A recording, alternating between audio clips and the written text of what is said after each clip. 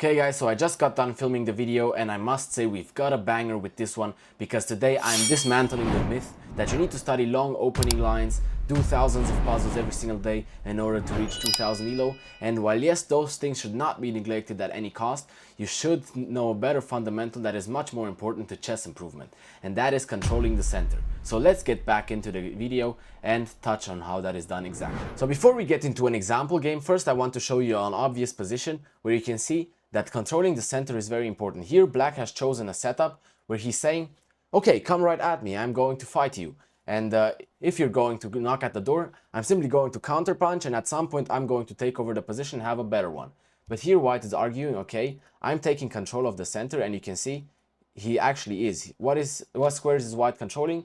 Well, we can see a bunch of squares that are controlled by White, and very few squares that are controlled in the center by Black, which is a very big mistake, because now after you get all the space by White, you're simply going to maneuver all your pieces. You're going to be able to either trade in a favorable way, which is going to allow you to maneuver even more pieces towards the attack, or you're just going to ignore the complete position and you're just going to start an attack right away, which is obviously comes from experience which one is better. You can even decide to take more space on this side of the board, but you can play around with such positions, and it's obviously going to be way more straightforward for you which move you need to play, instead of in these positions which are really cramped up and it's very difficult to make a move.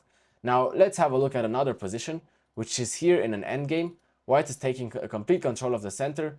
The other pawns of Black are passive. You can see everything is going to be on this file, and this is very obviously a very good position for White and a very bad position for Black, because White now can simply maneuver all of his pieces, bring the rooks to the center, and start pushing those pawns down the board, and it's going to be very, very difficult for Black to find counterplay. Now, in this position alone, even though the material advantage is not that big of a difference, it's only a +1 pawn, seizing control of the center in this scenario is giving a +3.5 advantage for White, which is why taking control in the center is very important, okay? Got me? Now let me show you how you need to do it in a game in order to win the game, okay? So as I've talked to you in the intro, we're just going to take the center. Let's see what the opponent does. They're going to take the center with the pawn, and I'm going to take, attacking the queen. The queen slides to the side. I'm going to develop the knight. Soon enough, I'm going to put the pawn in the center, and we can see we have a lot of pieces just controlling the center, and this is going to be our best pathway to victory. Just develop everything, put even more control in the center. We can even kick out something that annoys us a little bit. We don't have to give the full attention to the center after we have already secured such a good position. Just not allow any counterplay, and that is going to leave us with an already very, very promising position. We're going to get out of the way of the pin, and if he decides to attack us, okay. Now we put even more control in the center. We are literally not allowing any pawn push. We are not allowing anything, and then we can focus on everything else that is to the position, which is to improve all of our pieces. After that, we are going to take control of even more space. But first of all, let's see how we can manage this position. We get attacked. We need to keep the defense of that. We also don't want to get into the way of the pin. We want to activate the rooks. So this is literally the best way that we can already improve all of our pieces. Now, the opponent here has a very, very sneaky attack. But what if I tell you this doesn't bother us? Let's just take over here, and then we're just going to go over here protecting this pawn and allowing him to take this one. Isn't this counterintuitive? No, it is not, because we bring the rook and the queen is trapped. So that is not something that he's going to do, especially as an 1850 rated opponent. I do not expect him to do that. If he does do it, then we're going to take advantage of it and just capture the queen afterwards. Now let's see what the opponent tries to do. He most likely is going to try to bring a rook over, or centralize all of his pieces. He decides to bring the queen back and maneuver everything a specific way. That is his choice. I'm just going to bring back the bishop since it's attacked and I do not want to trade it. And now we keep everything defended. Simplicity is very important when it comes to having a good chess position. So just develop everything. We can see he's not really threatening much. I'm just going to go over here, keep that pawn defended, not allow anything. He can go here, to which I'm just going to trade and trade. At some point, we are going to simply have a favorable position. Now, let's just go here. Why am I doing this move? Because if he takes, we take with the knight, with the pawn, and then we have a good position. He did not decide to do that. Well, I'm just going to go over here with the knight, looking to infiltrate as soon as possible. He wants to trade. I do not want to trade, so I'm just going to move the bishop here, keep it a little bit open, so not all the way back. All the way back would have been fine anyways, probably. So let's just go over here and take, and then move the knight back, defending the pawn, not allowing too much counterplay, as I said. Now we're going to go over here. After something like takes, we're just going to take back, and then we have countless plans that we can pursue. Now, what we're going to be able to do is move the knight over here, maybe even lift a few rooks. That is possible, but if he does not want to do that, we're going to seize control of the center. Now, if he ever takes, we're going to have a very powerful center, and we will have opened this f-file that is going to allow us to simply place our pieces very, very well. Now, he wants to go over here. I'm not going to allow that, so obviously always respond to the opponent's moves. The essence of this video is not to always, every move should be centered around the center, but simply to showcase how important the center can be and how good it is to take control of the center. We can see the opponent doesn't really have many options that he can play. Does not have any good moves. We're just going to play over here. At some point, we're going to move the knight in and maybe reroute it a little bit, bring it to the other side of the board.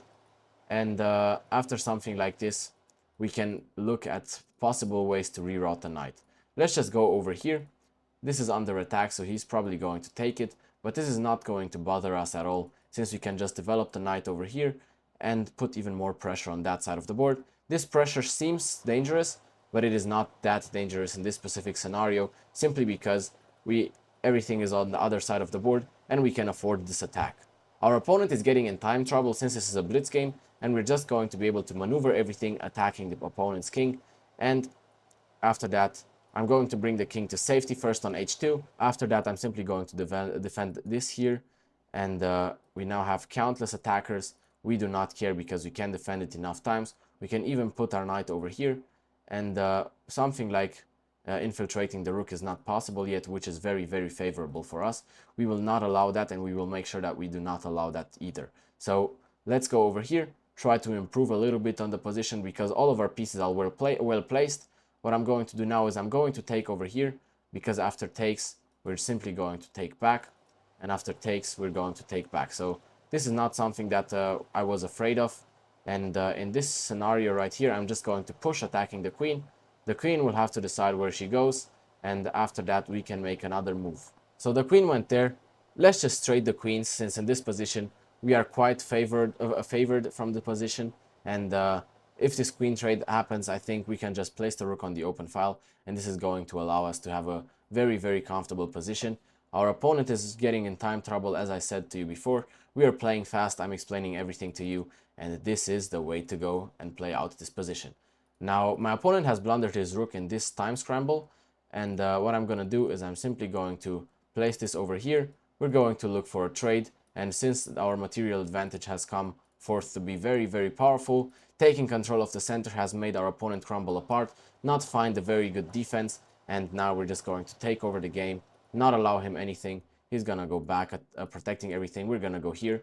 He has lost on time, but we have a very favorable position. If we check Stockfish, this is +6 for us, and we can see that taking the center is a very, very important part of the game, which can help you. Let's analyze real quick. So over here, we developed a knight. Let's make it a little bit more quiet. So we developed a knight, we developed everything. We took control of the center with the pawn.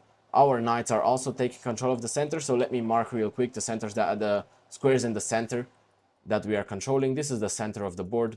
You can also sum it up to this center, but controlling these two squares, controlling this square with the knight, controlling this square even more, and you can see this is something that we already have established. What is our opponent controlling?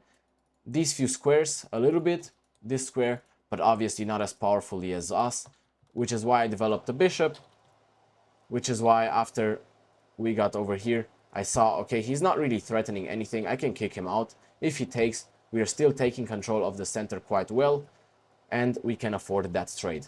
So what it really comes down to is controlling the center, and that's why I'm showing you this example game in the first place. Now we are going to see here, I decided to play over here because after takes, we're going to take back. And yes, we will have a few trades, but we still can take control of the center. We have over here, and yes, he does have also control of the center, but this video does not mean that after this video your opponent will not be able to take control of the center. But what it really comes down to is that you can defeat more powerful opponents, and you can also follow on with your plans after you have seized control of the center, because when the center is locked or you have a favorable position in the center, it is going to be very, very difficult for your opponent to maneuver the pieces in such a way that he can create counterplay. That's what it really comes down to, as I've explained to you before. So what you can do now is, after such a position, is you can slowly start an attack. You can bring all your pieces, can lift your rook, bring all your pieces into the game, bring your queen, bring your rooks, start an attack on this file or on that file, run the pawns, and you're going to be good to go.